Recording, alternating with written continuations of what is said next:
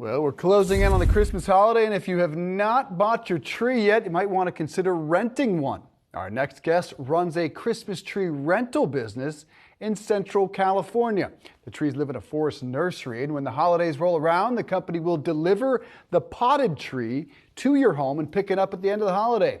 At that point, the tree returns to the forest nursery. Joining us now is Monica Hudson, Rent-A-Living Christmas tree owner and operator. Nice to see you, Monica.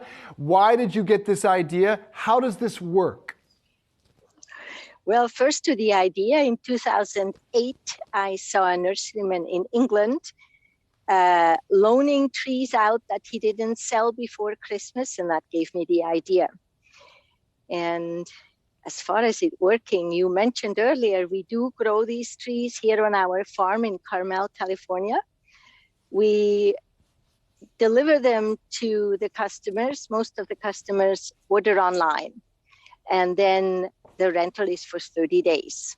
And at the end of that period, maximum 30 days, we come back and bring the tree home to our farm where they join the birds that nest in it and become part of the environment here and live to see another Christmas, very often in the same home. And Monica, I'm wondering about the logistics here, specifically the roots, arguably one of the most important parts of the tree. Do you have a whole root system that has to follow the tree indoors each year? Are you able to trim it a little bit? Just wondering how that works. Yeah, that's a really good question. The only way that's really possible is to have the tree live in a pot. And as you mentioned, the root system is important. As the tree grows, so does the pot. And the men here have a monumentous job of potting, especially the larger trees. Well, Christmas tree inflation is through the roof. They're more than 10% more expensive than they were last year, so this makes a lot of sense, Monica. How much do they cost, and how important to the concept is sustainability? Right. If you compare our trees to a private commercial lot, the trees run about the same, maybe slightly higher. However, it does depend what type of tree you select. We have cedars, firs, as well as California redwoods. And if you're settling for maybe an 8-foot tree, like the baby I have here beside me, that runs around $40 to $50 for the 30 days. If you go for an 8-foot Nordman fir that we have over on this side, that can be around $250 or so.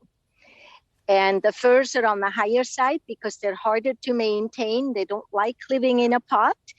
Redwoods are native, and they're really something that we are introducing into the market because they're native and because they have a very good chance to have a life after they are a Christmas tree. Monica, how do you assure that they're properly taken care of? And what if they come back having not been adequately fed?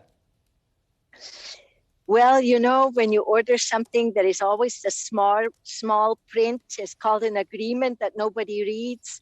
And in there it says that you promise to use LED lights, no hot lights permitted, that you don't leave it by a heater or a fireplace, that you must water it every day, and we send it along with instructions just how much.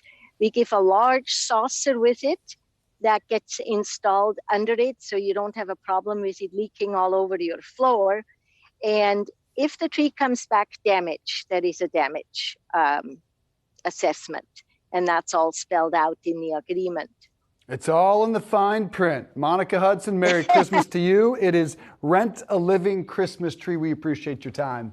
Merry Christmas. All right, Jared, what do you think of this concept? I am all in. I figure if I'm going to spend $150, which my family did, I might as well have something that's sustainable and is going to get another life out of it. I don't mind the pot at all. I think it's a really cool concept. Not only that, I only have room for about a 3 to 4 foot tree, and they actually sell those, quite a few of them down in Manhattan. It's not the greatest sight to see when you're used to the 7 foot tall ones, but I would definitely do this, and especially since it's on a rental basis, and I wouldn't have to worry about that tree not growing up into a bigger tree and ending up in somebody's larger living room. Exactly. I love this. All right, good for Monica.